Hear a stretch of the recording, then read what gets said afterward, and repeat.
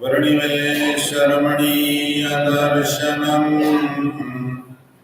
मन्दहासरुचिराननाम्बुजम् पूजितां सुरनरोत्तमेर्मुदा धर्मनन्दनमहमविचिन्तये। ओम श्री पूर्ण पुरुषोत्तमाय नमो नमः। श्री हरि कृष्णाय घनश्यामाय नीलकंठाय श्री सहजानंद स्वामिने नमो नमः।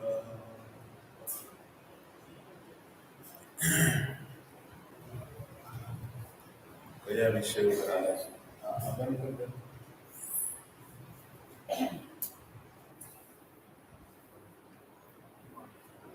શિયાળો આવી ગયો. હવે શિયાળો આવી ગયો.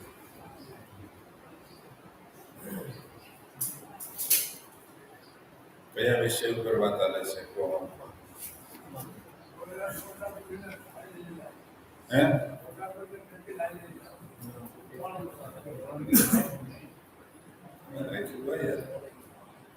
બહુ ફૂલ છે. ફૂલ બહુ છે. કોના અપમાન ન કરવા એ વિશે વાત આવે છે. કાલે આવ્યું હતું કે મનુષ્ય સર્પનો, અગ્નિનો, સિંહનો અને પોતાના કુળમાં ઉત્પન્ન થયેલા વ્યક્તિનો કોઈ દિવસ અનાદર ન કરવો, કારણ કે એ તેજસ્વી હોવો હોય છે અને પાછળથી એ દુઃખ કરતા નીકળે છે. સરસ છે. હવે પાંચમો પોઈન્ટ એવો છે કે જ્યાં અપૂજ્ય લોકોનો આદર થતો હોય અને જ્યાં પૂજનીય લોકોનો અનાદર થતો હોય એ જગ્યાએ દુર્ભિક્ષા, મરણ અને ભય આ ત્રણેય ઉપદ્રવ રહે જ છે કાયમની માટે. કારણ કે અપૂજનીય લોકો છે, જેને પૂજનીય શબ્દ નથી લાગુ પડતો, જે પૂજવા યોગ્ય નથી, એને જે બહુ આદર આપે છે અને જેને પૂજવા લાયક છે એનો જે જગ્યાએ અનાદર થાય છે ત્યાં મરણનો ભય, આ ઉપદ્રવ, પછી ભયનો ઉપદ્રવ અને દુર્ભિક્ષનો ઉપદ્રવ વધારે રહે છે. અપૂજનીય એટલે કે જે પૂજવા યોગ્ય નથી. અમારા સંતોના નામની આગળ પૂજની લાગે, પણ પરમ પૂજ્ય સંતોના નામ આગળ ન લાગે. નામમાં સંતોના નામની આગળ પરમ અને પૂજનીય, કારણ કે પરમ નથી. પરમ કોને કહેવાય? જે બધાથી પર છે, પરમ પૂજનીય. આના થકી કોઈ પર પૂજનીય છે જ નહીં. એવું હોઈ શકે ખરું? આચાર્ય મહારાજના નામની આગળ પરમ પૂજ્ય લાગે, સંતોના નામની આગળ પરમ પૂજનીય ન લાગે, પૂજનીય લાગે. આ એક વાત આવી છે એટલે પૂજનીય અપૂજનીય વાત કરું. ઘણી જગ્યાએ સંતો પરમ પૂજનીય એવું હરિભક્તો લગાડતા હોય સંતોના નામની આગળ, પણ પરમ પૂજનીય ન લાગે, ખાલી પૂજનીય શબ્દ લાગે. આ વિવેક છે. અહીંયા બોર્ડ ઉપર ઘણી વખત નામ લખે ને, પરમ પૂજ્ય સ્વામી નામ લખે, તો હું જેમ ભૂલી આવું તો બીજે દી સવાર કોક પાછું લખી નાખે. હે? ખાલી પૂજનીય લખે, પરમ પૂજનીય ન લખે.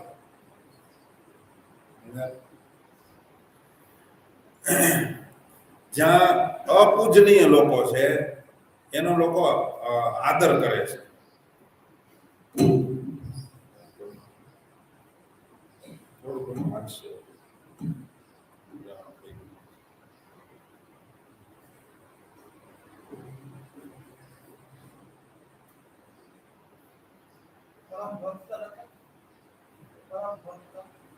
હોય તો લખાય.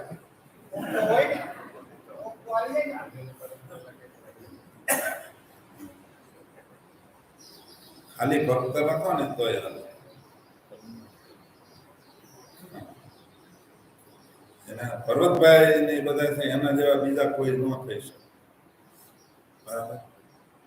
હવે આપણે માયા મૂકવાનું કહીએ, સ્વભાવ મૂકવાનું કહીએ, જો મૂકી ન એકતા હોય અને વળી પાછા આપણે આ નામની આગળ પરમ ભક્ત રાજ અને શું કે રાજમાન રાજેશ્રી રારા લખે ને, રારા લખે ખબર, પરમ ભક્તિ રાજમાન રાજેશ્રી.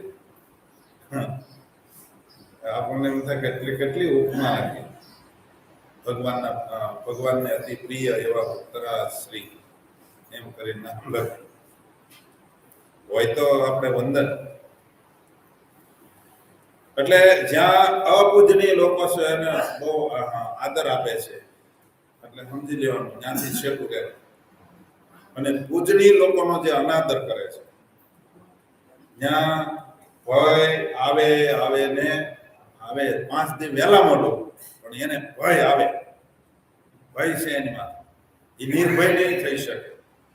એટલા માટે અપૂજનીય લોકો છે એને બહુ નહીં, એનો અનાદર નહીં કરો પણ એને એટલું બધું સન્માન ન આપો જે પૂજનીય લોકો. માતા પિતા પૂજનીય છે તમારા માટે, ગ્રહસ્થો માટે, એનો તમે આદર નથી કરતા અને તમે તમારા મિત્રને પૂજનીય કરતા વધારે માનો છો. તમારા મમ્મીને કે તમારા માતા પિતાને બેયને તમે જમવાનું પૂછતા નથી અને તમારા મિત્રને પરાણે રોડે નીકળ્યો તો તમે પરાણે ઢળડીને લઈ જાઓ. હે મિત્ર આવે ત્યારે સારું સારું બનાવે, મમ્મીને તો કે એમ પહેલા ખવડાવી દીધી. એ કોઈ દિવસ અનાદર છે. ત્યાં આ 3 વસ્તુ હોય, મરણનો ભય અને ભયનો ભય અને દુર્ભિક્ષ વસ્તુ. દુર્ભિક્ષ એટલે જે ભક્ષણ કરવા યોગ્ય નથી એવું. પ્રત્યેક યુગના જે બ્રાહ્મણ છે તેમની નિંદા નહીં કરવી જોઈએ. દરેક યુગના બ્રાહ્મણની નિંદા ન કરાય. કલયુગની અંદર કલયુગના બ્રાહ્મણ, કારણ કે આમાં એવું લખ્યું છે કે બ્રાહ્મણ છે ને યુગને અનુરૂપ વર્તન કરે છે. બ્રાહ્મણ છે એ યુગને અનુરૂપ વર્તન કરે છે, તો બ્રાહ્મણની કોઈ દિવસ નિંદા નહીં કરવી જોઈએ. શાસ્ત્રમાં તો વારે વારે લખવામાં આવે છે, છતાંય આપણે બ્રાહ્મણને ભાળીએ. એમાં જો કોઈ ભૂદેવે કંઈક માગણી કરી હોય તરત 5-7 જણાને ન કહે ત્યાં સુધી એને પચે નહીં. ભૂદેવ તો કઈ કામ કરતા નથી, કેવો જુવાન છે, કઈ કરતો નથી. નહીં તો કામે સડી જવું જોઈએ ને, ભૈયા હોય કે મારા કારખાને તમને નોકરી અપાવી દઉં. એના કરવો એ નોકરીએ સડી જાય તમે કરશો હું? કારણ કે વેદનું રક્ષણ જ ભૂદેવોથી થાય, શાસ્ત્રનું રક્ષણ એ ભૂદેવોથી થાય. અને શાસ્ત્રનું રક્ષણ ભૂદેવો નહીં કરે તો આ હિન્દુ સંસ્કૃતિ રચાતાળ જતી રહે, પાતાળ જતી રહે. એને કોણ બચાવશે? બ્રાહ્મણનો દીકરો ભણે અને કર્મકાંડ કરે, એની અંદર જ હિન્દુ ધર્મની પ્રગતિ છે અને એમાં જ એનું ઉત્થાન છે. બ્રાહ્મણને કોઈ નોકરી ન સડાવી દેવાય, એનો ધંધો પકડાવી દેવાય. કયો? કર્મકાંડનું, કથાનું. આપણે તો ભૂદેવોની ટીકા ટિપ્પણી કરીએ, એ કાંઈ કરતા નથી, એ કાંઈ કરતા નથી. અને પાછા મહાપૂજા કરાવી તો કે સ્વામીને બોલાવી લે, ભૂદેવને નહીં. સ્વામી હોય તો મજા આવે.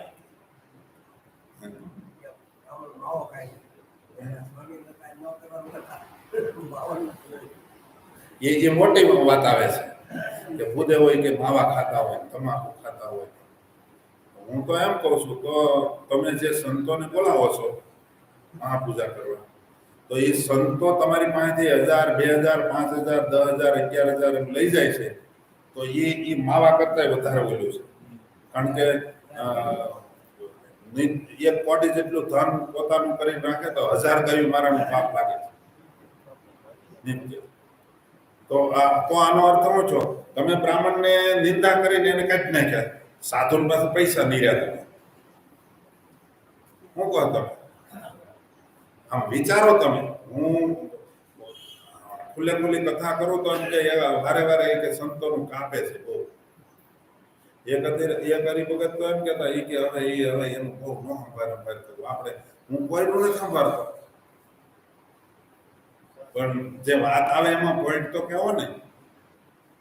બ્રાહ્મણની નિંદા નહીં, બ્રાહ્મણની ટીકા નહીં, અને બ્રાહ્મણને અનાદર નહીં. એ પૂજનીય લોકો છે. બ્રાહ્મણ જ્યારે તમારા ઘરે આવે અને તમે ઊભા થઈને એનું સન્માન નથી કરતા, આગળ વહી ગયું. એનું સન્માન કરવું જોઈએ, ઊભા થઈ એનું સન્માન કરવું.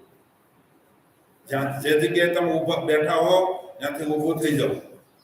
વાહન ઉપર હોય તો વાહનથી નીચે ઉતરીને સન્માન કરવું. એમાં આગળ તમે વાંચ્યું હોય તો એ પૂજનીય લોકો છે, એનો અનાદર કોઈ દિવસ ન કરાય. અને બીજું, આચાર્ય, પિતા, માતા અને મોટા ભાઈ એમનું દુઃખી થઈને પણ કદી અપમાન ન કરવું. જીવનની અંદર આપણને ભયંકર દુઃખ આવ્યું હોય, ભયંકર ઉપદ્રવ થયો હોય, અને એ અરસામાં આપણું મગજ શું કહેવાય આસમાને સડી ગયું હોય, પારો સટક્યો હોય, તો પણ કોઈ દિવસ તમારો ગમે એવો પારો સટકેલો હોય તો પણ એને કોઈ દિવસ આચાર્યનું અપમાન ન કરાય, માતા પિતાનું અપમાન ન કરાય, અને મોટા ભાઈનું અપમાન ન કરાય. સમજ્યા? ગમે એટલા તમે ગરમ થઈ ગયા હો, ગમે એટલા ખીજાઈ ગયા હો, તમે જો ભગવાન છે, ભગવાન એને ગરમ થતા આવડે ને ટાઢું થતા આવડે. એ શીખવાડ્યું આપણને એના ચરિત્રના માધ્યમથી. હિરણ્યકશિપુને તોડી નાખ્યો, આખો વીખી નાખ્યો, નખ મારી આતરડા કાઢી કાઢીને મળ્યા હતા. અને જેમ કેટલી લાંબી બહાર કાઢી હતી, ભલભલો જોઈ જાય તો બી જાય. પ્રહલાદ આવે તો એકદમ શાંત થઈ જાય, મળ્યા એને પંપાળ. ભગત આવ્યા ને આમાં, અને ભગવાન એમ કે મારા કરતા ભગત જ મોટો છે, એવું લખ્યું ને. લક્ષ્મીજીને પૂછ્યું વિષ્ણુ ભગવાનના લગ્ન થયા ત્યારે કે વિષ્ણુ ભગવાનને લક્ષ્મીજીએ પૂછ્યું કે મારે લાજ કોની કાઢવી, હવે તમારા કુટુંબમાં મોટા કોણ, એ મને જરીક કહી દો. વિષ્ણુ ભગવાન કે હવે આ કરોડો બ્રહ્માંડની અંદર મારા સિવાય બીજો મોટો કોઈ છે નહીં, મારે મોટા કોને કેવું કાની લાજ કાઢો. પછી છેલ્લે યાદ આવ્યું લક્ષ્મીજીને કે હા એક જ વ્યક્તિ મોટી છે. કે કોની? કે ભગત. એની લાજ કાઢવાની. એટલે ભગત કોઈ દી સુખી ન હોય. સુખી હોય એ લક્ષ્મીજીએ તે દિવસે એની લાજ કાઢી છે ભગત. આ તો બધું દબીને બેઠા હોય, પાછા લેબલ લગાડ્યું હોય ભગત.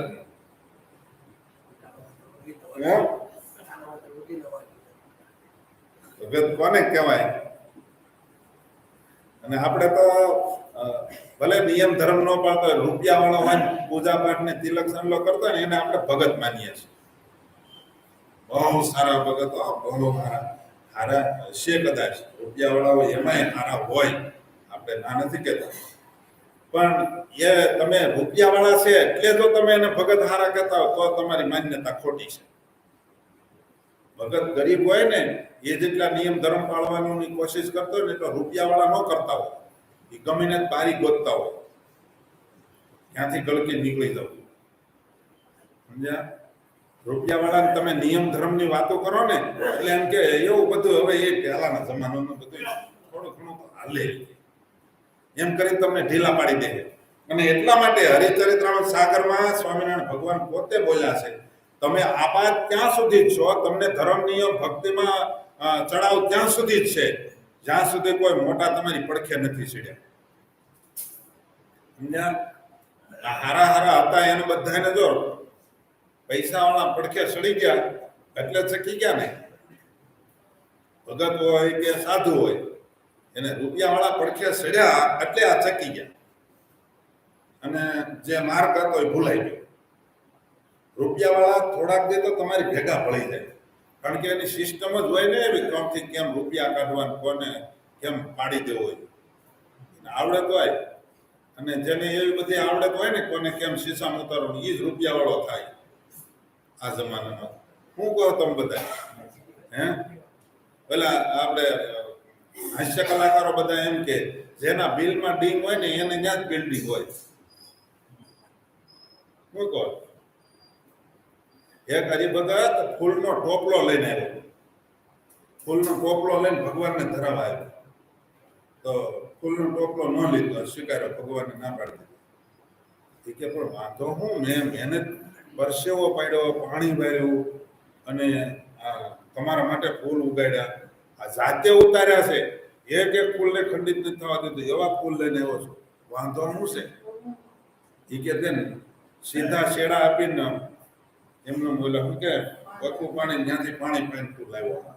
ગુલાબ નથી જોતા, ચોરી કરીને લાવ્યો હતો. ચોરી કરી પાણી પાઈને તું આ ગુલાબ લઈને આવ્યો છે. ભગવાન ન સ્વીકારે. આ કેનાલ હોય ને કેનાલ, એમાં બાકું પાડે અને ચોરી છે. આપણે અહીંથી 100 રૂપિયા બચાવીએ, કર આવે ને ઓલું કે ટેક્સ ન ભરીએ, શું કહેવાય? હે જીએસટી નહીં, અહીંયા ટોલ ટેક્સ ભરીએ ને એમાં 100 રૂપિયા બચાવે ને પછી ત્યાં થાળ કરાવી. એ કર ચોરી છે, શું કહેવાય, રૂપિયાની ચોરી છે. એ જે બધું ભરવાનું, અને મારાથી તો ઘણી વાર કે તમારે શું કહેવાય ટેક્સ નો ભરતા હોય ને એવો રૂપિયો નહીં રાખવાનો. હરિભગત ને જે નજીક જાય એને કે, એવો બધા એને ન કે, એને જીવ હોપે ને એને કે જે જીએસટી જે આવતું હોય બધું જ ભરવાનું. એમને તો બિલે કોઈ વસ્તુનું ન લેવા દે, ભલે જીએસટી લાગે થોડા ઘણા ભલે કમ, પણ દેશના દ્રોહી નહીં, દેશના ચોરી કરનારા નહીં. જે વિધિ વિધાન છે ને એ પ્રમાણે કરવાનું, તો જ આપણે ભગત કહેવાય. ભગત છે એ બધેથી ખેહી ભગત જો. જો ફૂલનો ટોપલો ભગવાન પાછો મોકલી દેતા હોય તો બીજાની શી વાત કેવી? એટલે કોઈ પણ વસ્તુ ચોરી કરીને લાવાય નહીં, એને જ ભગત કહેવાય. તો ભગત કહેતા હોય બધી રીતે સારા દેખાતા હોય પણ બધી રીતે ચોરી કરતા હોય, મનની ચોરી કરતા હોય. ભગત કોને કીધું મહારાજે વચનામાં? જેવો અંદર હોય ને એવો જ બહાર, એને ભગત કહેવાય અને એને સાધુ કહેવાય. જેવા અંદર હોય એવા જ બહાર વર્તે. પણ એમાં થોડુંક નીચું દેખાય, ભગતનું કે સાધુનું થોડું નીચું દેખાય, પણ સારું એ છે જેવા અંદર હોય ને એવા બહાર. અંદરથી જુદા, બહારથી જુદા, એ કોઈ ભગત ન કહેવાય. એવા કપટી વિશ્વાસઘાતીનો તો સંગ ભગવાન સ્વામિનારાયણે કીધું કે સ્વપ્નમાં પણ ન કરો. એવા પછી કોઈ પણ હોય. જો આમાં કેવું લખ્યું હરિલીલામૃતમાં છે, જે સર્પ પાડ્યો બહુ દૂધ દબાય તો તે હડસે જ ભાઈ. એવા કુરુ દ્રોહી અગ્નિ હોય, વિશ્વાસ એનો કરશો ન કોઈ. અંદરથી જેવો હોય એવો ન દેખાય અને પછી હળુકદન વિશ્વાસઘાત કરી નાખે, એવાનો સંગ કરવાનો નિષેધ કર્યો. એનો સંગ જ નહીં કરવાનો. ભલે જેને પ્રતાપે બહુમાન પામ્યો, જેને પ્રતાપે જશ ખૂબ જામ્યો. જેના પ્રતાપે મોટો છો, જેના પ્રતાપે જગતમાં કીર્તિ વધી, એ વિરુદ્ધ એવા ગુરુથી થનાર ધિક્કાર ધિક્કાર 1000 વાર. આમ તો બહુ લાંબુ થઈ જાય એમ છે ધિક્કાર લખવાથી. ધિક્કાર ધિક્કાર ધિક્કાર ધિક્કાર ધિક્કાર 1000 વાર. કેવું 1000 વાર ધિક્કાર છે. જે માતા પિતા અને ગુરુનો ન થાય એ કોઈનો ન થાય. એનો વિશ્વાસ જ નહીં કરવાનો. જે જેના મા બાપને ન હાસવતો હોય એ દુનિયામાં કોઈ ન હાશે, કોને શીશામાં ઉતારી દે નક્કી નહીં, એનાથી આગું રહેવું. સમજ્યા? એટલે અહીંયા આ જગતની અંદર આચાર્ય, પિતા, માતા અને મોટા ભાઈ આનો દુઃખી થઈને પણ કોઈ દિવસ અપમાન ન કરવું. સમજ્યા? ગમે એટલું દુઃખ આવી પડ્યું હોય ને તોય પણ કોઈ દિવસ આચાર્યનું અપમાન નહીં, માતા પિતાનું નહીં અને ભાઈનું નહીં. આ બધા અત્યારે જેમ ફાવે એમ આચાર્ય મહારાજનું બોલે છે, એ કઈ એનું નથી બોલતા. ગજેન્દ્ર પ્રસાદજી મહારાજ તો આનંદથી નિદ્રા કરે છે, એને કોઈ તકલીફ નથી.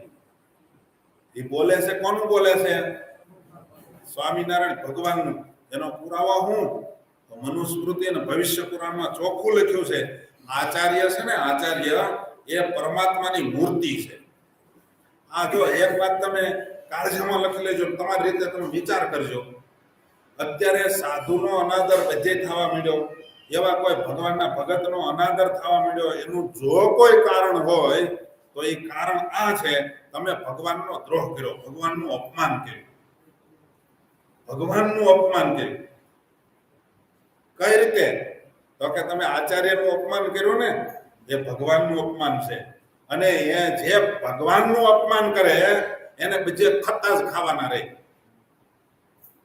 એને જોડા જ ખાવાના રહે, એને કોઈ જગ્યાએ સન્માન થાય નહીં. આ બધે જે હેરાન થાય છે, બધા જ હેરાન થાય છે, એનું મૂળ કારણ જ્યાં સુધી મૂળમાં ઇન્જેક્શન નહીં લાગે ત્યાં સુધી આ રોગ જવાનો નથી. સમજ્યા? આમાં એમ લખ્યું, વાંચો મનુસ્મૃતિ અને ભવિષ્ય પુરાણ, એની અંદર ચોખ્ખું લખી નાખ્યું, માતા પિતા તથા ભ્રાતા આચાર્ય કુરુનંદન. આચાર્ય છે એ ભગવાનનું સ્વરૂપ છે. અને પછી એમ લખ્યું, આચાર્ય છે એને પરમાત્માની મૂર્તિ સમજવી જોઈએ. અને ભાગવતમાં શું લખ્યું? ભાગવતના દશમ સ્કંધના 80મા અધ્યાયમાં 34મા શ્લોકમાં એમ લખ્યું છે કે આ જગતની અંદર યશોદામાં પોતે બ્રહ્મચારીના કોઈ નિયમ પાળતું હોય, સારધાર, કોઈ ગ્રહસ્થના નિયમ પાળતું હોય, કોઈ વાનપ્રસ્થ સંન્યાસીના કોઈ સારધાર નિયમ પાળતા હોય, તો પણ હું એના ઉપર રાજી નથી થતો. જેટલો રાજી પોતાના આચાર્ય, એટલે કે મારું સ્વરૂપ એવા જે આચાર્ય ગુરુ એની જે સેવા કરે ને, એના જેવો તો ગમે એટલા નિયમ પાળે તો હું એની ઉપર રાજી નથી થતો. સમજાય?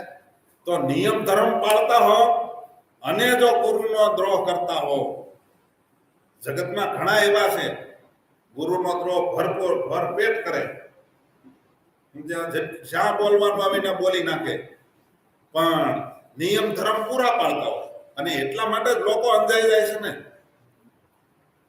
નિયમ બાહ્ય રીતે બહુ દેખાડતા હોય, પણ આ મોટામાં મોટું કાણું છે, મોટામાં મોટું ફોલ્ટ છે.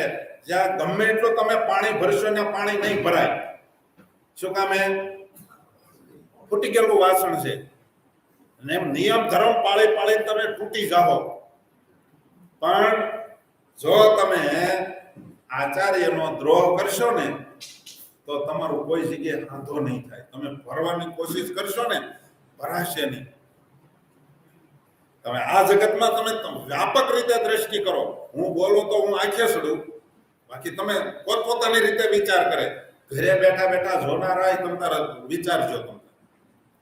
તમે વિચારજો, જેણે જેણે આચાર્યનો પક્ષ રાખ્યો છે, આચાર્યની હારે રહ્યા છે, ત્યાં સુધી એની ચડતી કળા હતી.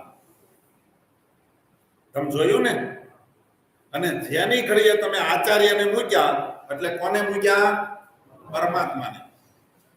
પછી તમે જે આચાર્યને ઠાકોરજીની આગળ દંડવત કરો છો, ઠાકોરજીને પ્રદક્ષિણા ફરો છો, 56 પ્રકારના હારા હારા બટાટા વડા શીખે બધું ધરાવો છો, હારું હારું મિષ્ટ ભોજન જમાડો છો, ફરસાણ માત્ર જમાડો છો, અન્નકૂટ ગોઠવો છો, પણ એ હુકામે તમે કરો છો?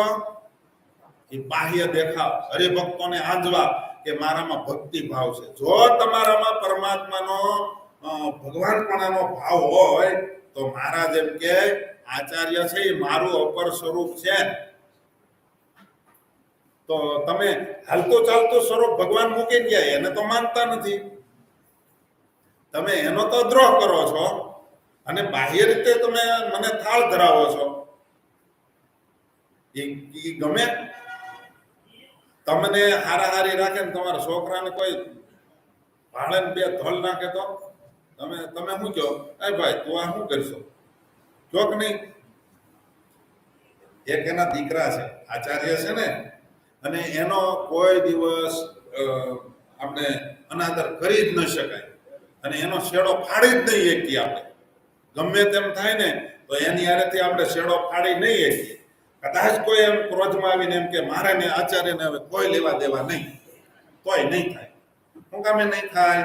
કારણ કે ભગવાને એમ કીધું છે કે માતા પિતા છે એ આ જગતની અંદર તમને આ દેહનું સર્જન કરી આપે છે, પણ ગર્ગાચાર્યની અંદર ગર્ગાચાર્યજી એમ કહે છે માધુર્ય ખંડની અંદર કે ભગવાન છે ને એ માધુર્ય ખંડના પહેલા અધ્યાયના 13, 14 ને 15 શ્લોકમાં એમ લખ્યું, ગુરુર બ્રહ્મા ગુરુર વિષ્ણુ ગુરુર દેવો મહેશ્વર. ગુરુ છે ને એ તમારું સર્જન કરે છે, યાની તમારા સદગુણોનું સિંચન કરે છે. એ વિના તમારામાં સદગુણો નથી આવતા. તમારો નિર્વાહ એ જ કરે છે ગુરુ. કઈ રીતે? તો કે તમારા સદગુણોનું સિંચન કરે અને ખોટા દોષોને દૂર કરી નાખે છે. અને મહેશની જગ્યાએ શંકરની જગ્યાએ બ્રહ્મા છે. કઈ રીતે? તો કે તમારા જે દુર્ગુણો છે, તમારા કામ ક્રોધાદિક છે, એને બધાને નષ્ટ કરવામાં એ શંકર સમાન કામ કરે છે. માટે ગુરુર બ્રહ્મા ગુરુર વિષ્ણુ, આ ઈ શ્લોક લઈને પછી એમ ન કેવું ગુરુ છે એ ભગવાન છે. એનું એ કામ કરે છે. હા, એ ભગવાન તમે એને કોને? તો એ જે તે સંપ્રદાયના આચાર્ય છે એ જ ગુરુ છે, બાકી કોઈ ગુરુ નથી. સમજ્યા? અને એ જ તમારું સર્જન કરે છે. માટે એવા ગુરુને છોડી અને કોઈ ગમે એટલું કરે તો એનું બધું ફેલ છે. ગમે એટલું મથવું એટલું મથે નહીં. જે ગુરુને મૂકીને કામ કરે એ કોઈ જગ્યાએ ફતેહ થતો નથી, ફળીભૂત થતો જ નથી. એને ઉભે રોડે સડવાનો જ વારો આવે. તમે વિચાર તો કરો, એ ખાલી ગુરુને રાખે ને, ગુરુને ભલે ઉપરથી ખોટું ખોટું રાખે ને તો એને એટલી મહેનત નહીં કરવી પડે. અત્યાર સુધી ખોટું જ રાખ્યું હતું ને, હે? તો કેટલી એની જામીતી, અને એટલી અત્યારે ગુરુને મૂકી દીધા પછી રાત દાડો ઉજાગરા કરે છે. હે?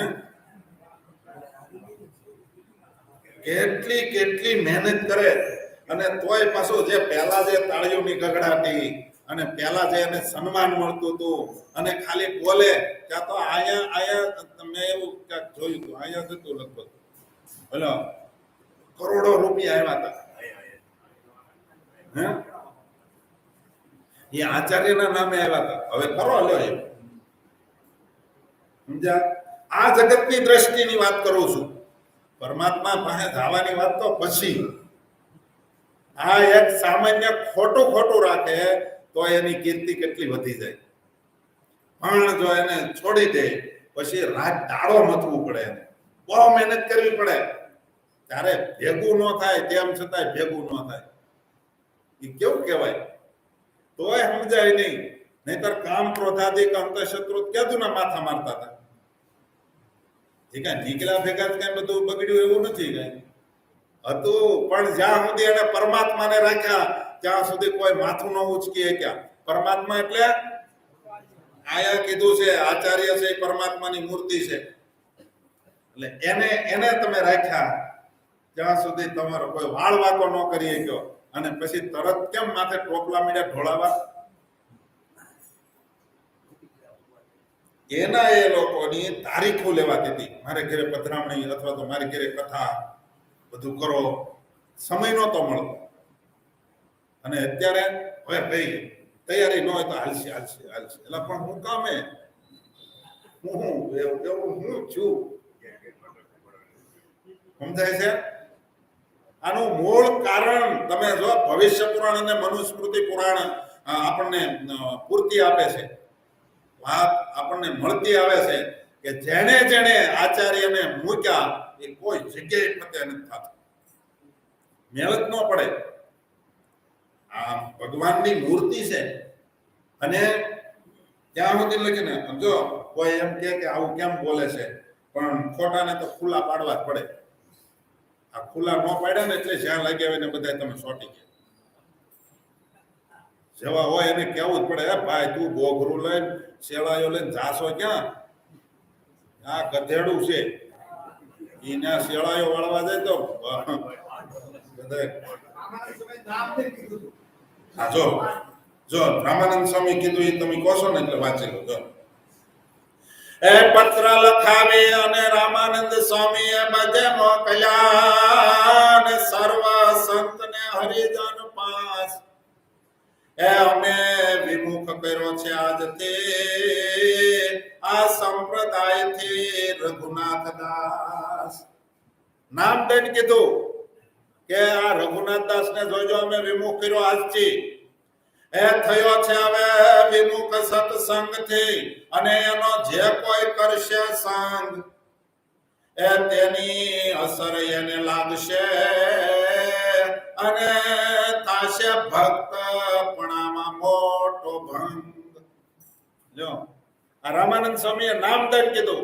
અમુક ને તો ખુલ્લા કરવા જ પડે, નામ દેવું જ પડે. બંધ ભારે કોઈ બધા નથી સમજી જતા અને એને ભગતપણાનો ભંગ થઈ જાય. રામાનંદ સ્વામી કહે હવે કોઈ જો રઘુનાથ દાસ નો સંગ કરશો તો સમજી લેજો તમે ભગત નહીં કહેવાઓ, તમે સાધુ નહીં કહેવાઓ. સાધુ સંગ કરશે તો એ સાધુ નહીં રહે, હરિભગત સંગ કરશે તો એ હરિભગત નહીં રહે. અને હડકવા થયો છે આ શ્વાન ને કૂતરા જેવો કહી દીધો. આપણે એવા ક્યાં કોઈ કીધા? કોને કીધો કૂતરા જેવો? આપણે રઘુનાથ દાસ ને જ કહીએ છીએ. આમાં આવ્યું છે, આપણે બીજા કોઈ કહેતા નથી. એ હડકવા થયો છે આ શ્વાન ને અને એની લાળ જેવી વિખ્યાત. હડકાયા કૂતરાને હડકવા હાલે અને એની લાળ કેવી છે? પ્રસિદ્ધ છે. કેવી પ્રસિદ્ધ? એ લાળ જેને અડે એને 3 દિવસે, 3 મહિને, 3 વર્ષે હડકવા હાલે ને હાલે. માટે હડકવા થયો છે આ શ્વાન ને એની લાળ જેવી વિખ્યાત. એ સ્પર્શ થયે હરે પ્રાણ ને એવી વિમુખ મુખની છે વાત. આ વિમુખની વાત એવી છે, હડકાયા કૂતરો કરડે નહીં પણ એની લાળ જો અડી જાય તોય હડકવા હાલે. હમણાં એક વિડીયો એક હરિભગતે મોકલ્યો હતો. એક જુવાન લગભગ 10-15 વર્ષનો કે 20 વર્ષનો છોકરો હતો. રોડ ઉપર બટકા ભરતો હતો. જે નીકળે ગાડી વાળાને તો ગાડી જ હાથમાં ગાડીને બટકા ભરે. પછી બધાએ કીધું કે આને આવું થઈ હું કેમ ગયું? બાજુમાં કાંઈક ખેતીનું કામ કરતો હતો અને રોડ ઉપર આવીને મળ્યો તો બટકા ભરવા બધાને. પછી કોઈકે કીધું કે ભાઈ એને હડકવા હાલતો હોય એવું લાગે છે. એટલે પછી તરત જ એને દૂરથી દોરડા નાખી અને બાંધી દીધો. બાંધી પછી હળું કરતા પાછળ જઈને હાથ પકડી લીધા અને પછી બાંધીને એને દવાખાને લઈ ગયા. હડકવા જેને હાલે ને એને કાંઈ ન કરાય, ટાઢે પાણીએ ખ કઢાય. કઈ રીતે? જેને હડકવા હાલે ને તમને આમાં અનુભવ હશે, એની ઉપર ડોલ ભરીને પાણી નાખો ને એટલે પડી જાય. સમજ્યા? કારણ કે હડકવા વાળાને ખીજવાય નહીં, બટકા ભરી જાય. એમાંથી પાણી અથવા તો ભીનું ગોદડું ઓઢાડી દેવાય. સાચું ખોટું? હા, એને ભીનું ગોદડું ઓઢાડી દેવાય. ઉઈ પછી એમ કીધું ભોરિંગ મોટો ભાળીને જેમ ડરીને ખસીએ છીએ દૂર. મોટો હરફ ભાળી કેવા આમ તરત ગમે ને જગ્યા ન હોય તો સડી જાય. દિવાલે સડી જાય, દિવાલે પગથિયા ન હોય તો. હા, એમ ભોરિંગ મોટો ભાળીને જેમ ડરીને ખસીએ છીએ દૂર. એમ જ ડરવું હવે વિમુખથી જોઈ વિમુખ જનને જરૂર. આ એવી જ રીતે જે વિમુખ છો હોય, વિમુખ એટલે હું લોકો હું કે મારા સિવાય ક્યાં આજે વિમુખ કર્યો છે તે વાત જોવો તમે. ભગવાનને મર્યાદાને લોપે, સિદ્ધાંતને લોપે એ બધા વિમુખ છે. અને વિમુખ જો તમારી પડખે સડી ગયા હોય તો તમને ઓરિજિનલ ભગત ન રહેવા દે, ઓરિજિનલ સંપ્રદાયનો ન રહેવા દે. ઓરિજિનલ સ્વામિનારાયણ સંપ્રદાયના સિદ્ધાંત પ્રમાણે જે વાત હાલી આવે છે એ વાતનો તમને ન રહેવા દે. એનો સંગ થઈ ગયો ને. વિમુખ વેખ આપે વાતમાં કરી હેત અપાર. વાતની અંદર મીઠું પોઈઝન આપે, ધીમે ધીમે મીઠી મીઠી વાત કરી તમને હાર પહેરાવા બોલાવે, તમારું હારું હારું બોલે, તમને એકાંતિક રૂઢિચુસ્ત ભગત કે શું કે એ રૂઢિચુસ્ત શબ્દ હમણાં નીકળી ગયો. નહીતર ગમે હોય ને વાહતા બેન કે આ ભગત બહુ રૂઢિચુસ્ત છે. રૂઢિચુસ્ત કહેવાય કોને? જેની પરંપરામાં જેને સિદ્ધાંત ન મૂક્યો હોય, નિયમ ન મૂક્યા એને રૂઢિચુસ્ત કહેવાય. પરંપરામાં એના બાપુજી એ કોઈ એને રૂઢિ હોય, રૂઢિની એને ચુસ્તતા એવી ને એવી રાખી છે, એને રૂઢિચુસ્ત ભગત કહેવાય. આ તો હજી સાની અડારી લઈ લેતો હોય, માવા ખાઈ લેતો હોય, ગાળું બોલવી પડે ને ગાળું બોલી લેતો હોય, એને રૂઢિચુસ્ત કહેવાય. તમને પૈસા આપે છે એ કહો, હા એ રૂઢિચુસ્ત પ્રમાણે એ દીધા કરે છે રિવાજ પ્રમાણે. કોનો જે આપ્યો એની પરંપરામાં એ રૂઢિ એની જૂની છે. સારું મોડું દીધે જાઓ, બાપ થાય ભલ થાય. એટલે જે કોઈને વિખન આવ્યું છે એનું મૂળ કારણ આ છે. કયો? તો કે જેને આચાર્યનું અપમાન કર્યું. હવે માર ખાવા પડે ત્યાં સુધી પહોંચી ગયા. તમે વિચાર તો કરો, જે સાધુનું પૂજન કરતા, સાધુને માટે પોતે વાહો ધરતા, એ સાધુને માર કેમ ખાવા પડે? એવું તો હું એને ગાળું બોલાય. અને બોલવામાં ભાઈ ફેરફાર થાય. હું ગમે એટલી બળદી વાતો કરું, કદાચ મારાથી ભૂલ થાય, પણ એ ઠાકોરજી આડા રે. સમજા? ઠાકોરજી ઢાલ થઈને આડા આવે, પણ તમે જો તમારું દિલ ચોખ્ખું હોય તો. નહીતર તો આ ઠાકોરજી કોઈને નો હાકે. થોડીક ભૂલ થાય ને પાડી દે. પણ તમે જો સિદ્ધાંતને મૂકી દીધો હોય, તમે હું તો એમ કહું તમે તમારા મા બાપને મૂકી દો પછી કે મારે કોઈ જીવ એમ કે મારા મા બાપ વિના પ્રગટ થવું છે, થઈ શકે ખરો? હે? માતા પિતા વિના કોઈને પ્રગટ થવાનો સંકલ્પ થાય તો થઈ શકે ખરો? તમને પૂછું છું. હે?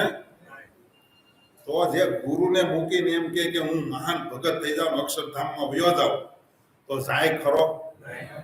હે? એ ક્યાં જાય જ નક્કી નથી. ધામમાં તો નહીં મળે, ધામ નહીં મળે, ધક્કા મળશે. ત્યારે આંખ ઉઘડશે ગુલામની. નિષ્કુળાનંદ સ્વામી સારસિદ્ધિમાં લખ્યું. પછી ખબર પડશે મળો આ તો જુદું કાંક નીકળ્યું. પણ આ જે ગુરુ દ્રોહી જેટલા હોય, ભગવાનના દ્રોહી જેટલા હોય, એની પડખે સડી જાય છે ને એટલે ઓલાને કેપ સડે છે. એ કરાવનાર બધા તમે જ છો. અને હકીકત સાધુ બગડ્યા, સાધુ બગડ્યા, સાધુ નથી બગડ્યા, હરિભક્તો જ બગડ્યા છે. આજના સંદર્ભમાં સ્વામિનારાયણ સંપ્રદાયની વાત કરીએ, અન્ય સંપ્રદાયમાં તો આપણે ગણતરી નહીં કરી, પણ આપણા સંપ્રદાયની અંદર, સ્વામિનારાયણ સંપ્રદાયની અંદર સાધુ કેટલા છે? હે? એટલા બધા તો છે નહીં, પણ તમારું રાખો હાલો.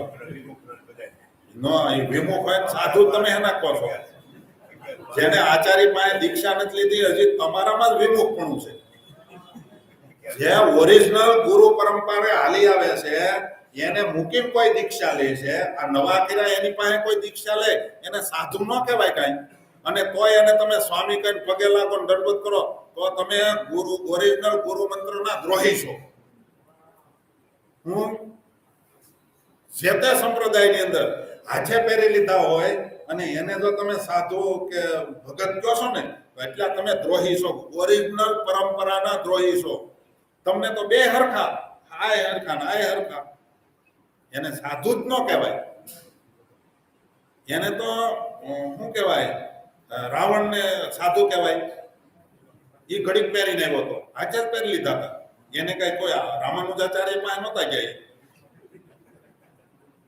દીક્ષા લીધી શંકરાચાર્ય મહારાજ પાસે દીક્ષા લીધી હતી. કોની પાસે લીધી હતી? હાથે પહેરી હતી. તો હાથે કોઈ પહેરી લે, ઓરિજિનલ ગુરુ મંત્રનો હાથો હું વારે પરંપરા કહું છું. એ પરંપરામાં જો ન આવતા હોય અને એની પાસે તમે પહેરી લો, એ તમે ઓરિજિનલ ગુરુ મંત્રના દ્રોહી છો. તો એને બાદ કરતા આપણા સંપ્રદાયમાં 2,500-3,000 સાધુ છે. બરાબર? તમે હરિભગત કેટલા છો? હે? કરોડ 1.5 કરોડ હશે ને? હે? તમને 2,000 સાધુ પહોંચી જાય? કારણ કે તમારામાં હક નથી. હજી તમારે જ રૂપિયા જોતા છે, હજી તમારે જ માનપાન જોતું, તમારો મોક્ષ નથી જોતો. સમજ્યા? અને એમાં બધા સાધુ કઈ વિરોધી નથી. એવા વધીને 2-5 આંગળી વેઢે ઘણા એવા છે, એવા તમે કઈ ન કરી શકો. અને પાછા અમારી આગળ આવીને કે સ્વામી સાધુ બગડ્યા. પણ અમે જ નથી બગડ્યા, તમે અમને શું કામ સંભળાવો છો? પાછા અમને શું કે ખબર? સ્વામી તમે માથે નહીં લેતા, તમને નથી કહેતા, પણ તો મને શું કામ કહો તમે? જેને કહેવાનું ત્યાં તો તમે લટોડા પટોડા કરો છો, ત્યાં તો કઈ બોલી નથી શકતા, ત્યાં પૈસા ધરો છો. હમણાં સમજાય છે તમને વાત? જેને કહેવાનું છે ત્યાં કઈ નથી શકતા. અને જ્યાં બિચારા ધર્મ નિયમમાં સિદ્ધાંતમાં નાના સંતો ઘણા એવા છે, એને તમે ઘસકાવ્યા કરો છો. હવે સાધુને અમને સાધુ હવે કરીને વહી જાય, એને પકડો તમે. ક્યાં ગયા ઈ? એટલે તમે 2,000 સાધુ અને તમે કરોડ હરિભગત. હું તો એમ કહું કરોડમાંથી નહીં, આપણે 60% આપણા કહેવાય. એટલે 50-60 હજાર હરિભક્તો આપણા ગણો. લાખ 50-60 લાખ એટલા હરિભક્તો વડતાલ દેશના ગણો. બાકી અમદાવાદ દેશ, બરાબર? વડતાલ દેશ થોડોક મોટો છે એટલે થોડાક ઝાઝા હરિભક્તો આપણે ગણીએ. આપણે ભાગ ત્યાગ નથી કરવા માંગતો, જોઈજો પાછા આમાં વિભાગ નહીં કરતા કોઈ. આપણે એટલા માનો તો હું એને જાતા કરી 25 લાખ ગણો. 25 લાખ હરિભક્તો. એમાં જેટલા રૂપિયા વાળા છે એ તો ઓરિજિનલમાં છે જ નહીં. જોજો તમે, માર્કિંગ કરજો. ધનાઢ્ય જેટલા છે એ ઓરિજિનલ સંપ્રદાયમાં ક્યાંય નથી. એ તો જે ડિંડક કરતા હોય એની હારે જ પડે, કારણ કે એ ડિંડક જ કરવા વાળા હોય. હે? એવા જે ડિંડક કરનારા હોય, ખોટો દેખાવ કરનારા હોય, જેટલા ગુરુકુળો કરે ને એની પડખે કેવા હોય? નહીતર ગુરુકુળ કરવો એ સાધુ માટે તો વર્જિત છે, છતાં એમને કરીએ તો પડખે સડી જાય રૂપિયા વાળા. મારા તરફથી જમીન, હે, બાંધકામના મારા એટલા, હું આટલું ઓછું લઈશ, હું કાંકરીના આપણા આટલા, ખિલારીના બધા આપણા તરફથી, લોખંડના. આ બધું કોણ કરે છે? ગરીબ કરે છે. હે? બધા ખોટામાં ટેકો દે છે. અને પાછા તમે એમ કહો સાધુ બગડ્યા, સાધુ બગડ્યા.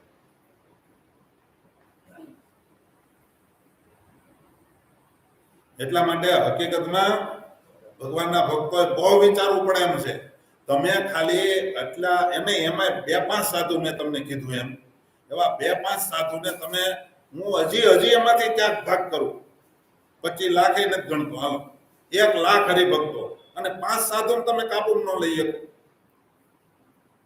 શું કહો તમે? હે? એ 5 હાથ છે ને એ બધાને ઘૂમડે છે.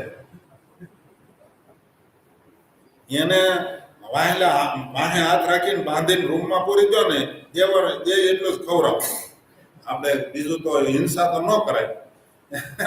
પકડીને હાથ પકડીને જેટલું જોઈએ ને એટલું હાથે પાળ્યા તમતાર જમાડો. દીક્ષા લીધી છે, ઓરિજિનલ આચાર્ય પાસેથી દીક્ષા લીધી છે એટલે આપણે એને કાંઈ બીજું ન કહેવાય. જો કે એને પછી ખોટા સાધુના હાથનું ખાઈ લીધું એટલે એને દોષ તો છે જ. એ કાંઈ હવે સાધુ ન કહેવાય એને, કારણ કે હરિભગતનું ખાઈ લીધું. એ કે હરિભગત એના કે સાધુ છે, પણ એ તો દીક્ષા ઓરિજિનલ તો છે જ નહીં, એટલે એ સાધુ કહેવાય જ નહીં. એના હાથનું તો ખાઈ લીધું એને.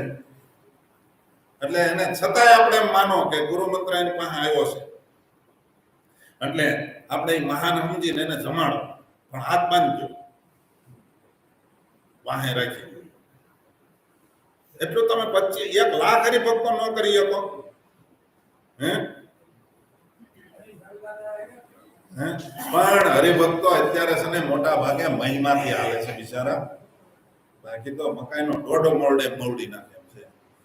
પણ સ્વામિનારાયણ ભગવાનને ભાંજા છે મારા આશ્રિતોએ આમ ન કરવું. રાજ્યને માટે, ધનને માટે, સ્ત્રીને માટે કોઈની હત્યા કે કોઈને દુઃખ દેવું એ મારા ભક્તોમાં ન આવે. એટલા માટે અને યાર ઓલા લોકો લાભ ઉઠાવે છે, બરાબર ને? એટલા માટે આચાર્યનો જેણે જેણે દ્રોહ કર્યો એ આચાર્યનો દ્રોહ નથી કરતા, એને પરમાત્માનો દ્રોહ કર્યો છે. અને પરમાત્માનો દ્રોહ કર્યો છે એટલે જ ખતા ખાય છે, જ્યાં ત્યાં હેરાન થાય છે, જ્યાં ત્યાં પોલીસ પ્રોટેક્શન લઈને દર્શન કરવા હું કામ જવું પડે? અને કદાચ આપણાથી ભૂલ થઈ, હાલો હું એવું નથી કહેતો, મારાથી ભૂલ થઈ અને હું ક્યાંક જાઉં હરિભગત અહીંથી મોકલી દે તો હારો અમારું ધર્મનું રક્ષણ કરનારો કહેવાય એને, કે મારાથી અધર્મ થાય એમ હતો મને એને મોકલી દીધો, હારા મારું કહેવાય. માકડ કરડે પસાડીને મારી નાખે તો એ બિચારો લોહી પીતો બંધ થાય. હે સમજાય ને તમને મારી વાત?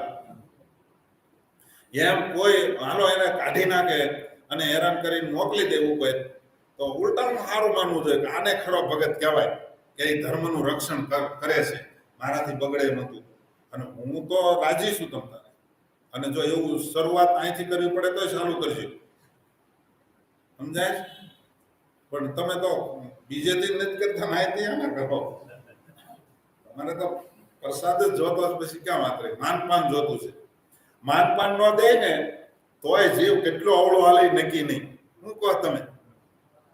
હે દાખલા તરીકે મેં 1-2 વાર કથામાં કીધું છે અને અત્યારે કહું છું કે લાલજી મહારાજ કે મહારાજશ્રી ટ્રસ્ટી નીમે અને એ આમ ફોર્મમાં આવી જાય પછી તો મંદિરનું આમ જાણે કે આના આધારે, પણ લાલજી મહારાજ એની પાસેથી હોદ્દો લઈ લે, મહારાજશ્રી એની પાસેથી હોદ્દો લઈ લે તોય પછી મંદિરનો મમત્વ રાખીને કામ કરે ને તો ભગવાનનો મહિમા કહેવાય. આ તો તમને મોટા કર્યા એટલે તમે કરો છો, સમજ્યા? એમ તમારું મન ધાર્યું થાય છે એટલે તમે આખા મંદિરને ધૂણાવો. હે તમને કોનો મહિમા? ટ્રસ્ટી પદનો મહિમા છે? કાંઈક હોદ્દાનો મહિમા છે? કોનો મહિમા છે તમારે? ભગવાનનો. જો વાસ્તવિક હોય ને તો એમને સેવા થાય. હે એવું ને એવું કાયમ રહેવું જોઈએ. આ કરવા માટે આ સંપ્રદાયમાં કથા વાર્તા છે. કથા વાર્તા એના માટે છે. આપણે તો આપણું ધાર્યું થાય તો આપણે બધું કરવું, નહીતર નહીં. તો અન્નકૂટમાં સાથ દેવાનો. તમે કહો એમ લાડુડી વાળે તો આપણે એમ કે નાના મોટી થાય છે આમ નથી કરવાની, તો કે તો એમ બસ આપણો સુધારો નથી કરવો. આ કે એમ કરવી એવું તો નથી કરવું. લ્યો અન્નકૂટમાં લાડુડી વાળવા બેસીએ ને આ ઝીણી વાત છે. વાતું છે ઝીણ્યું પણ લોઢા કાપે ઝીણ્યું, સમજ્યા? લાડુડી વાળવા બેહાર્યા હોય પણ તમને વારે વારે કીધું ભગત તમારથી બહુ નાના મોટી થાય છે લાડુડી, એ ખરકી કરવાની, તો એમાં સુધારો નહીં કરે, ઊભો થઈને વિયો જાય, મારાથી નથી હરકો થતો. જોઈજો તમે. એટલે વાત આમ છે. શું કહો છો? તરત આપણે મૂકી દઈએ, ન કરીએ આપણે, એ તો ખોટું છે. તમે ભગવાનને ભગવાન નથી સમજ્યા. એટલે અહીંયા એમ કહે છે જો તમે ભગવાનને ભગવાન સમજ્યા હોય તો જેને ભગવાન માનો છો એ ભગવાન એમ કહી ગયા છે. આચાર્ય છે એ મારી મૂર્તિ છે, એ સાક્ષાત હું છું એમ માનજો. ગોપીઓને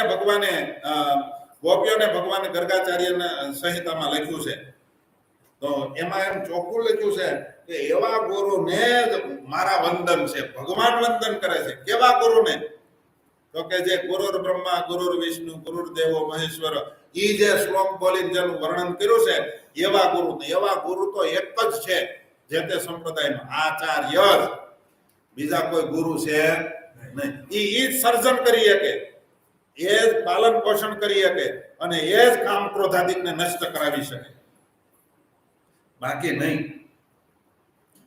એટલા માટે એવા ગુરુ એ પરમાત્માની મૂર્તિ છે. માટે એનો કોઈ દ્રોહ કરે તો એ પરમાત્માનો દ્રોહ છે અને પરમાત્માનો દ્રોહ થાય, એનો તિરસ્કાર થાય એટલે દુઃખ જ આવે. સમજ્યા? દુઃખ જ આવે, એમાં રતીવા ફેર નથી. અને પિતા છે એ બ્રહ્માની મૂર્તિ છે. પિતાજી છે એને બ્રહ્માની ઉપમા આપી છે. અને માતા છે એ પૃથ્વીની મૂર્તિ છે. જે પૃથ્વીનું રક્ષણ ન કરે, માણા થાય પુરુષ કે મુશ્યલીનું લટકે, એ પુરુષ થઈ અને જે માતા પૃથ્વીનું રક્ષણ ન કરે તો બીજું તો શું કરીએ? કે જે માતા પિતાને રક્ષણ ન કરી શકતો હોય અને પછી હાથમાં તલવાર લઈને આમ કોકના રક્ષણમાં ઉભો હોય, એ હું રક્ષણ કરીએ? માતા પિતાનું રક્ષણ કરવું એ પુત્રની ફરજ છે. અને આપણા બધાની ફરજ મોટામાં મોટી, આપણને જેને સર્જન કરી આપ્યું છે, એટલે કે ગર્ગાચાર્ય મહારાજ એમ કે છે, પિતા છે ને એ માતા છે, પિતા છે, એ તો નાશવંત દેહની ઉત્પત્તિ કરે છે, પણ આચાર્ય છે, ગુરુ છે ને, એ તો અવિનાશી પદની પ્રાપ્તિ થાય એવો અવિનાશી દેહની સર્જન કરી આપે છે. એટલા માટે માતા પિતા થકી એક સ્ટેપ આગળ, એટલે આ દ્રષ્ટિએ એ આચાર્ય છે, ગુરુ છે. એ બીજા કોઈ આ સર્જન કયા સાધુ કરી શકે? લ્યો, આ સર્જન કોણ કરી શકે? અવિનાશી શરીરની પ્રાપ્તિ કોણ કરાવી શકે? સાધુ. હે?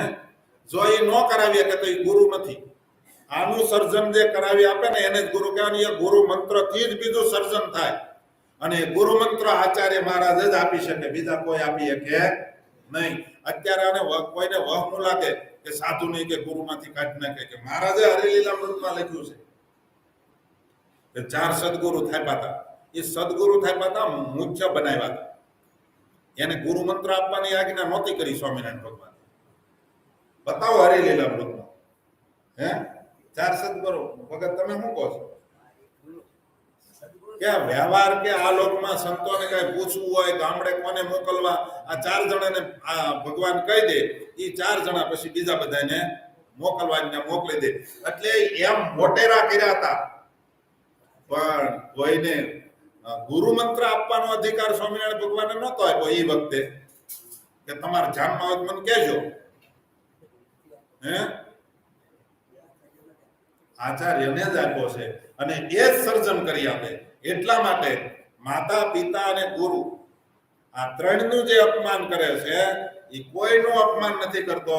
એ પરમાત્માનું અપમાન કરે છે, બ્રહ્માનું અપમાન કરે છે અને પૃથ્વીનું અપમાન કરે છે. એટલા માટે કોઈ દિવસ આગળ આવશે કથા કે પૃથ્વી ઉપર કોઈ પગ નો પસાડો. જાદવ બાપા મોજડી કે ને શું કહેવાય ને, પાર્વતીની મોજડી ગાતા, એમ કે જો હું ખોટું બોલતો હોય તો કે ધરતી ઉપર જોડો પસાડજો. ધરતી ઉપર જોડો પસાડજો એટલે મોટા મોટું અપમાન કહેવાય પૃથ્વીનું. અને એ માતાને પાટું માર્યા બરાબર છે. જે માતાને પાટું મારે ને, માતાને પગ અડાડે ને, એ પૃથ્વી ઉપર પગ પસાડ્યા જેવું છે. એટલો તો મહિમા છે. અને આ કથા વાર્તાથી થાય. જે કથા વાર્તામાં બેહે છે અથવા તો ઘરે બેઠા સાંભળે છે, એ કથા વાર્તા સાંભળતા હશે ને તો જ આ સુધારો આવશે, નહીતર નહીં આવે. ઘણાને લિંક મોકલી ને તો લિંક ડિલીટ મારી દે કે બહુ નથી મજા આવતી. લીલા ચરિત્ર હોય તો મજા આવે. કઈ કરવાનું આવે ને પગે લાગવાનું માતા પિતાને, એટલે એ મજા આવે. લીલા ચરિત્ર મજા આવે. ભગવાને વળ ખાધા એમ એની દ્રષ્ટિએ. માટે માતા છે પૃથ્વીની મૂર્તિ છે અને ભાઈ છે ને એ પોતાની મૂર્તિ છે. તમે ભાઈનું અપમાન કરી નાખો, એ તમે તમારું જ નાક કાપો છો આચે કરી. નથી કહેતા આમ ઓલા શું કે આપણે એક મારે બોલાય નહીં, એટલે શું કે ગાળ દેતા હોય તે માં સામી ગાળ દે. એ કોને પડે છે? એ જે માં સામી ગાળ દીધી, બાપા સામી ગાળ દીધી, જગતમાં કે ને આવી નો એવું કાંઈક ગાળ્યું દે ને, હે તો એ કોને પડી ગાય?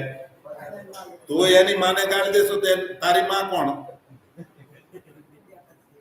તારા મમ્મી એના એ જ છે ને, તો એ ગાળ કોને લાગી? તમે તમારા ભાઈને અપમાન કરી કાઢી મૂકો ને એનું માનતા નથી ને, એ તમે તમારું જ નથી માનતા. એટલે મોટા ભાઈને તો બહુ સન્માન દેવું પડે. સમજ્યા? આ તો મોટા ભાઈને મારે કોઈ લેવા દેવા નહીં. હું એને આવજા ન કરું, આમ ન કરું, તે કોણ? તું તને નથી માનતો. સમજ્યા? એટલે મોટા ભાઈ છે એ પોતાની જ મૂર્તિ છે, માટે એનું કોઈ દિવસ અપમાન કરવું નહીં. આ ચાર વ્યક્તિનું કોઈ દિવસ અપમાન ન કરવું. આનો અર્થ એવો ન સમજવો કે બીજાનું કરીએ તો હાલે. સમજ્યા? નાનો ભાઈ છે એ કઈ આપણી મૂર્તિ ન કહેવાય એવું નથી, કારણ કે એ તમારો માણસનો ભાઈ જ છે ને, એટલે એનું કોઈ દિવસ અપમાન કરાય નહીં. આ બધી વસ્તુ શાસ્ત્રોક્ત છે અને શાસ્ત્રમાં લખી છે. હવે વિશ્વાસ કોનો ન કરવો એ આવે છે. અત્યાર સુધી કોનું આવ્યું? અપમાન કોનું ન કરવું એ. હવે વિશ્વાસ કોનો ન કરવો? તો પહેલું વહેલું તો નખવાળા જીવોનો વિશ્વાસ ન કરવો. નખવાળા એટલે નખોરિયા વાળા હોય ને, એનો કોઈ વિશ્વાસ ન કરવો. અને જે વધારતા હોય ને, કારણ કે એને ધર્મ નિયમની પડી જ ન હોય, પણ એ તો આજના સંદર્ભમાં ફેશન છે. સમજ્યા? અમુક ફેશન એવી કરાય, પહેલાના વખતમાં બધા ફેશન કરતા. જો દાદા આ ગરબા ગયા ને, નોરતા ગયા ને, એમાં બધા દાદાને પૂછો, નાના હતા તે ફેશન કરતા, સોવણી પહેરતા અને એટલો એટલો દોથો ભરાય, મુંડલો ભરાય, એવડી તો ફૂંકા વાળી નાળિયું બાંધતા. જો ઢીલી બાંધી હોય તો ઉતરી જાય, એટલો તો વજન થતો ફૂંકાનો. એ શોખ કરતા. શોખ એવો કરો જે પ્રમાણિત હોય, બધાને ગમે. શોખ એવો ન કરો તમે નગ્ન દેખાવ. શોખ એવો ન કરો જે તમે હલકા દેખાવ. એવો શોખ ન કરો. આ નખ વધારવા, એ માનો કે નખ તમે વધાર્યા ને આમ કરે, આમ ક્યાંક વાગ્યું તો ઉખેડ નાખે ને. પગના નખ, આ બધું સજ્જન પુરુષનું લક્ષણ છે. આ ન વધારાય. જોકે આમાં એ વાત નથી આવતી, પણ નખવાળાની વાત આવી એટલે કીધું. નખ જેને બહુ વધેલા હોય એનો વિશ્વાસ ન કરો. એટલે કોણ? તો કે સિંહ છે, વાઘ છે, દીપડો છે, પછી બિલાડી, નખોરિયા મારવાની રીસ છે. આનો વિશ્વાસ કોઈ દી કરાય? એ આપણું પાળેલું છે, કઈ કહેવાય નહીં. એક ભાઈએ સિંહ પાળ્યો તો એને કાયમ આમ લઈ જાય, દોરી લઈ જાય, વાહ વાહ હાલો. ઓલાને એક હું પૂછ્યું ને તો સીધી તરાપ મારીને જે લઈને જતો હતો ને એને જ ગળકીએ પકડ્યો. એટલે એનો વિશ્વાસ નહીં તમારો હોય તોય. કોઈ દિવસ નદીનો વિશ્વાસ ન કરો. પાણી કેટલું છે, શું છે, નદીનો કોઈ દિવસ વિશ્વાસ કરવો નહીં. શિંગડા વાળા પશુઓનો કોઈ દિવસ વિશ્વાસ ન કરો. બધું જ સત્સંગી જીવનના 5મા પ્રકરણમાં આવે છે. અને શસ્ત્રધારીનો કોઈ દી વિશ્વાસ ન કરો. હાથમાં હથિયાર હોય અથવા હથિયાર રાખતો હોય, માનો કે કઈ ખબર ન હોય એમ ખાલી એમ ન હોય તો નતા બાપુનો ભાલ અડી જતો. કોઈ વળી ફરિયાદ કરવા જાય ને, બાપુ તમારું ભાલું વાગ્યું કે ગોલકુના આ ભાલતો હતો, ભાલો આંધળો, તું આંધળો છો, એમ કરીને ગમતો એમ લીલાની વાતમાં આવે છે. અને બીજું એક થોડુંક દુઃખની વાત છે, પણ હવે આવ્યું છે એટલે કહી દઉં. કોઈ દિવસ સ્ત્રીઓનો વિશ્વાસ ન કરો.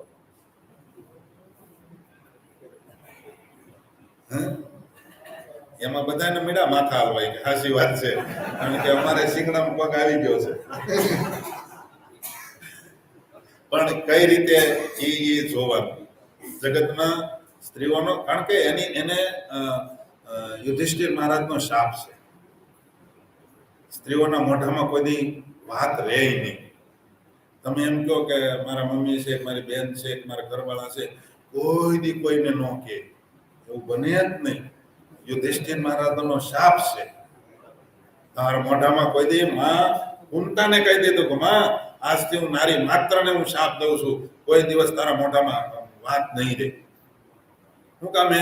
એનો હકો જ ભાઈ હતો કર્ણ, તે આખી જિંદગી કીધું નહીં મને, વયો ગયો પછી તું બોલી, એટલે મારો શાપ છે. એટલે સ્ત્રીઓના મોઢામાં ખરાબને કારણે એના મોઢામાં વાત ન રહે. એટલે તમારે જે વાતની જાહેરાત કરવી ને એ પહેલી ના કરવી, પેપરમાં પછી દેવું. પછી જરૂર નહીં પેપરમાં દેવાય. સમજ્યા? ત્યાં વાત રહે જ નહીં. કોઈ કહેવાનું નહીં એમ કે જો એટલે તો વધારે ઉપડે. આ તો જો તને કહું છું તો કોઈને નહીં કહેતી એમ કઈ ઉપડે. ત્રીજાને કે આપણે એને બોલું નથી, આપણે એનું હલકું નથી કહેતા. બધા મહાન છે, ભજન કરે એ બધા મહાન છે, બધા વંદન કરવા યોગ્ય.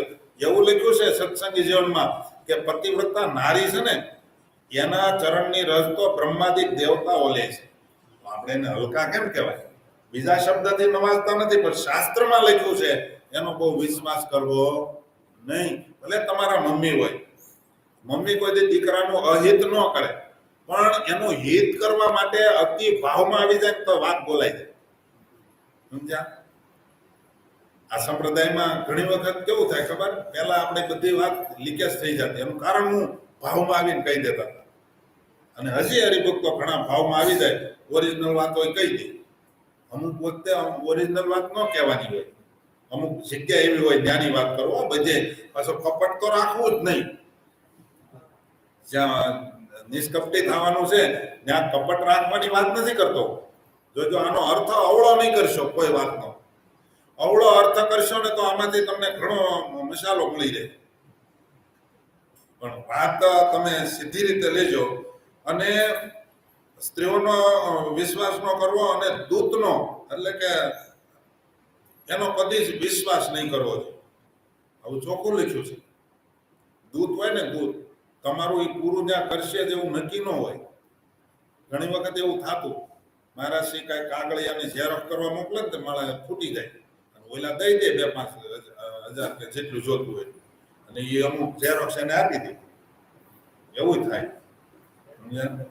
એટલે એને જાળવું પડે. દૂતનો વિશ્વાસ નહીં, દૂતપણું કરતા હોય. એટલે આ કોનો વિશ્વાસ ન કરવો એ બારામાં આગળની વાત છે, બહુ સરસ છે. એ વાતને આપણે આવતીકાલે શ્રવણ કરશું. આજે કથાનો સમય પૂરો. કથાને અહીંયા પૂર્ણ. શ્રીપતિમ શ્રીધરમ સર્વદેવેશ્વરમ ભક્તિધર્માત્મજમ વાસુદેવમ હરિ માધવમ કેશવમ દામોદરમ કારણમ સ્વામિનારાયણમ નીલકંઠમ ભજે સહજાનંદ સ્વામી. એક જાહેરાત છે. જય સ્વામિનારાયણ સાથે જણાવવાનું કે ખાલસા કંથારિયા ગામ છે. નિવાસી પરમ ભક્ત ધનજીભાઈ વેકરિયાના ભાઈ અક્ષર નિવાસી નારાયણભાઈ વેકરિયાના ધર્મપત્ની નર્મદાબેન આજ રોજ તારીખ 16/10/21 રોજ અક્ષર નિવાસી થયેલ છે. તો એના સદગત આત્માને શાંતિ મળે એટલા માટે આપણે 2 મિનિટ ભૂલ કરવાની છે, એટલે કોઈ ભક્તો જાય નહીં. આજનો ઠાકોરજીનો થાળ સંતોની રસોઈ બટુકભાઈ અરદાસભાઈ નાકરાણી એમના તરફથી છે, અને અશોકભાઈ વાગંદ્રા એમના તરફથી સંતોની રસોઈ, કરશનભાઈ સાવલિયા મોલી એના તરફથી ઠાકોરજીનો થાળ, પ્રકાશભાઈ ગોરી નથુગઢ એમના તરફથી પણ ઠાકોરજીનો થાળ ને સંતોની રસોઈ છે. સ્વામિનારાયણ સ્વામિનારાયણ